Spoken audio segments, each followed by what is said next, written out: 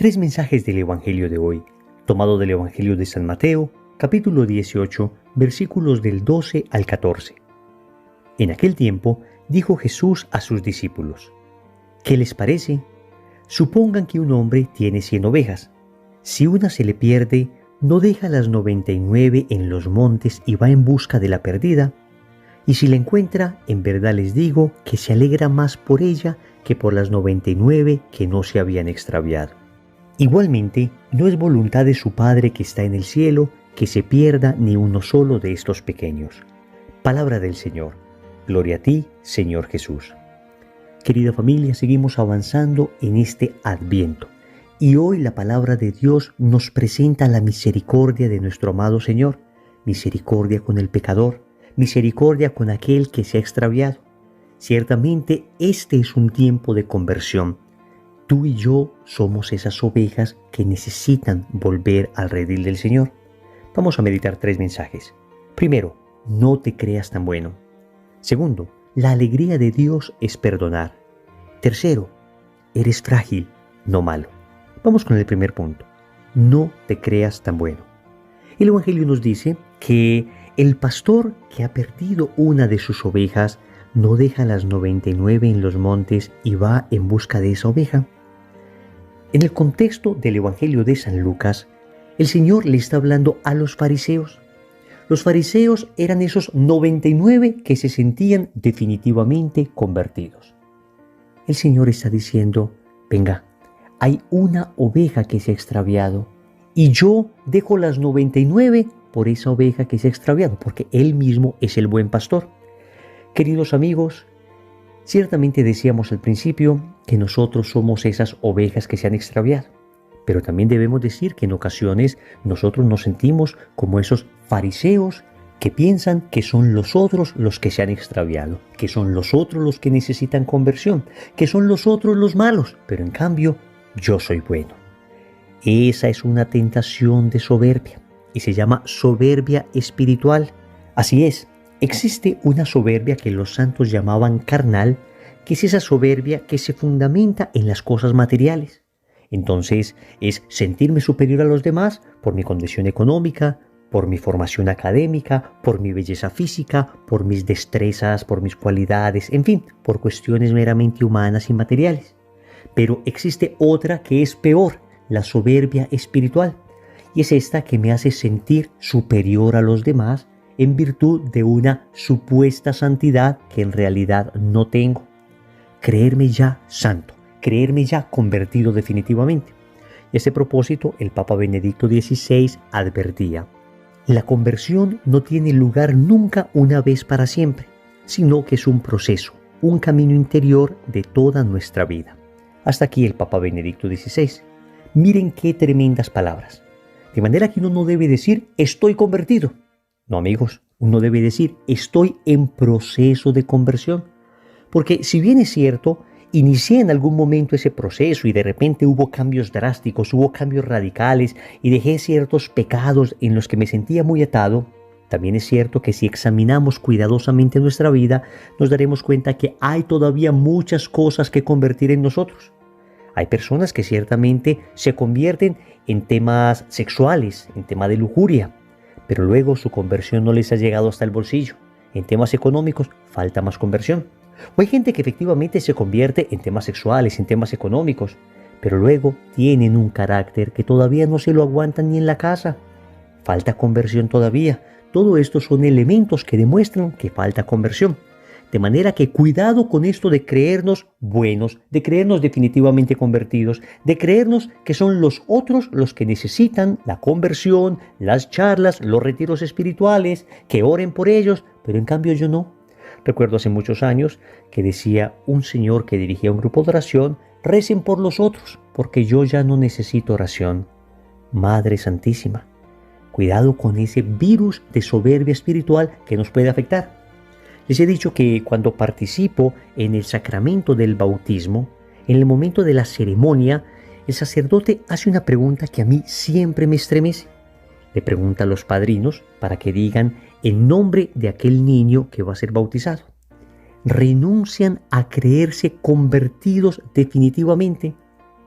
Y esa es casi de las primeras preguntas que hace el sacerdote, porque es una de las más grandes tentaciones que tenemos. No me siento entonces oveja perdida, me siento la oveja que nunca se ha ido del redil. No me siento el hijo pródigo, me siento el buen hijo que se quedó en la casa. Y ahí la tentación, repito, es de soberbia. Amigos, cuidémonos de esa tentación y reconozcamos con humildad que muchas veces hemos sido presa de ella y que muchas veces hemos caído en esa trampa. Segundo, la alegría de Dios es perdonar. Y ahora sí vamos con el tema de la oveja. Una vez entendemos que no somos esa oveja buena, maravillosa, que no somos esa oveja que no necesita conversión, sino que al contrario somos esa oveja perdida, ahora comprendamos que la misericordia del Señor llena la tierra, que Dios se goza perdonándonos. El Evangelio nos dice que cuando este pastor encuentra a la oveja, en verdad les digo que se alegra más por ella que por las 99 que no se habían extraviado. Noten esa bellísima expresión. Dios se alegra al momento de encontrar la oveja. Es decir, Dios se alegra cuando perdona.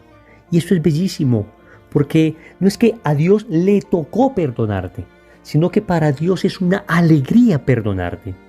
Y aquí quiero explicarles algo que me ha servido mucho a mí en la vida espiritual.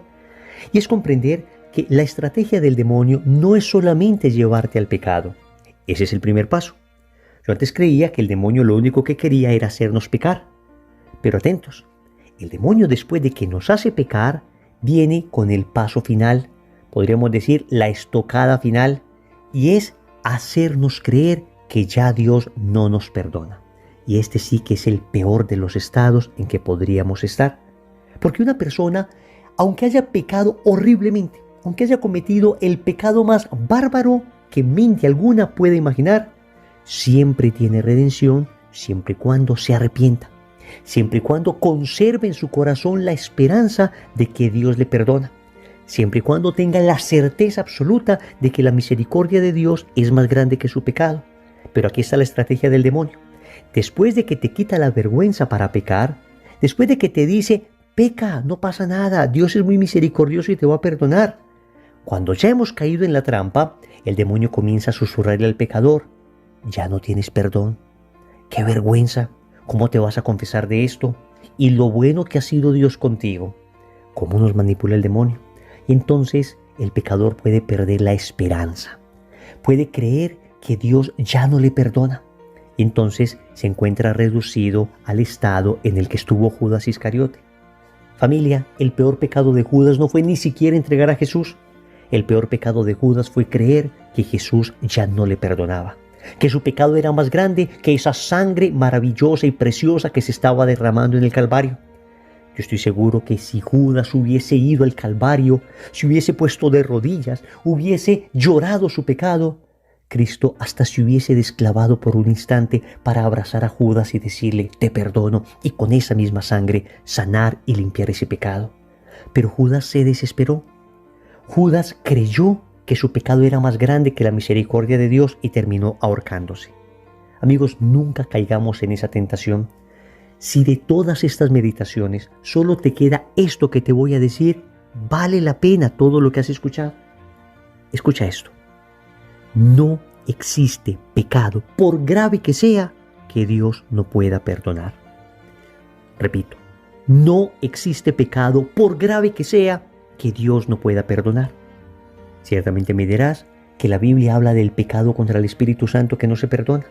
Pero atentos, el pecado contra el Espíritu Santo no se perdona no porque Dios no lo pueda o lo quiera perdonar, sino porque el pecador no se quiere arrepentir. ¿En qué consiste el pecado contra el Espíritu Santo?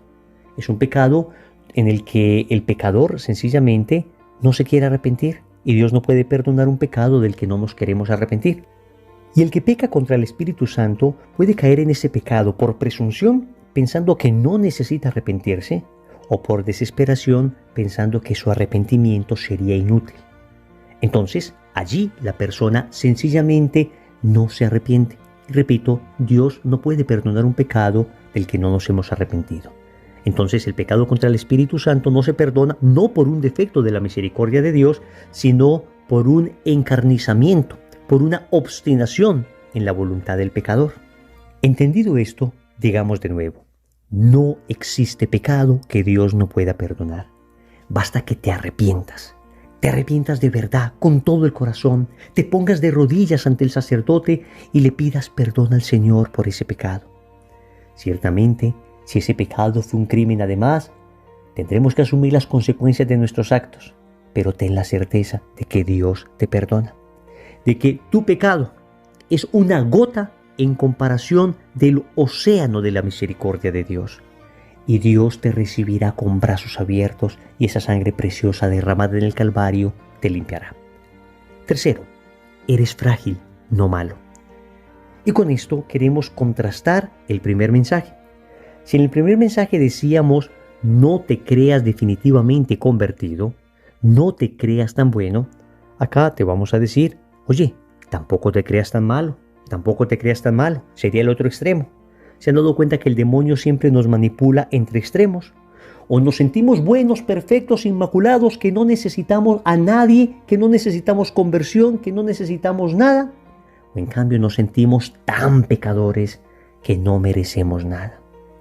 Repito, o nos sentimos tan santos que no necesitamos nada, o nos sentimos tan pecadores que no creemos merecer nada. Ni lo uno ni lo otro, ambas tentaciones del maligno. La parábola de la oveja perdida tiene un mensaje de fondo bellísimo. Noten que la oveja se perdió. La oveja no es que se haya querido ir del redil, sino que se extravió. No por mala, sino por frágil. No por mala, sino por distraída. No por mala, sino que quién sabe en qué quedó enredada esa pobre ovejita. Por eso, tal vez nuestra situación es más parecida a la de la oveja que a la del hijo pródigo. El hijo pródigo, en cambio, sí se quiso ir de la casa. Pidió la herencia de su papá y con eso casi que le estaba diciendo, muérete viejo, porque la herencia se da cuando una persona se muere. En cambio, la oveja se perdió. Entonces, en la parábola de la oveja perdida, vemos más fragilidad que maldad. El Evangelio dice, supongan que un hombre tiene 100 ovejas y una se le pierde. ¿Ven? Se perdió la ovejita. Y eso es bonito saberlo, porque Dios conoce tu corazón. Y Dios sabe que tú no eres malo. Dios sabe que tú eres una persona buena, que está luchando. Dios sabe que eres una persona noble, que en el fondo tal vez no querías hacer eso. Por eso te perdona y por eso te sana. Porque en ti más que maldad hay fragilidad. Pero eso significa que debemos estar apercibidos, que debemos tener los ojos abiertos, que debemos estar muy preparados, vigilantes, porque si tenemos una fragilidad, si tenemos una debilidad, debemos identificarla para no seguir cayendo en ella. Porque el otro extremo sería justificarnos con esto de que somos frágiles. Ah, bueno, entonces yo soy frágil. No soy malo, soy frágil y peco por fragilidad. Ojo que no estoy diciendo que el pecado por fragilidad deje de ser pecado. Sigue siendo pecado. Y nos corresponde luchar contra esa fragilidad. Y nos corresponde identificar ese espacio, ese aspecto, esa área de nuestra vida en la que somos frágiles para no caer, para alejarnos. Una vez tienes identificado tu defecto dominante, es decir, aquella debilidad por la cual el enemigo más te va a tentar, entonces procuro en primer lugar fortalecerme, pero en segundo lugar huir de las ocasiones de pecado. Inmediatamente me doy cuenta que ahí está mi fragilidad, entonces no me voy a exponer temerariamente a ambientes donde se puede explotar mi fragilidad. El demonio es experto en ponernos en esos ambientes. De manera que, amigos, que esto no nos sirva para acomodarnos en el pecado de nuestra fragilidad, sino al contrario, para abrir nuestros ojos y cuidarnos bastante. Oremos. Amado Señor, hoy vengo ante ti reconociendo mi soberbia. Hoy vengo ante ti reconociendo que hasta ahora me he creído demasiado bueno, que he sido muy orgulloso, que he pensado que todo esto es para otros, no para mí, que siempre veo lo malo en los otros, pero solo veo lo bueno en mí, y te pido perdón por esa soberbia espiritual. También te doy gracias infinitas porque me has perdonado incluso esa soberbia, porque me has sanado incluso de esa prepotencia.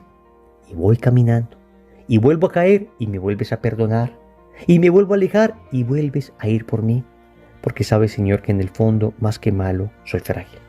Sabes, Señor, que en el fondo quiero amarte más, pero me encuentro tan atado, tan anclado a mi propia fragilidad, que solo tu gracia puede romper esas ataduras.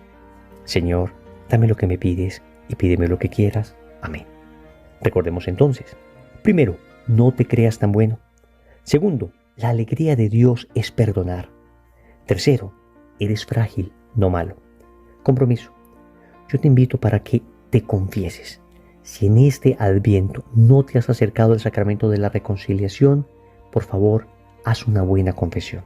En el nombre del Padre, y del Hijo, y del Espíritu Santo. Amén.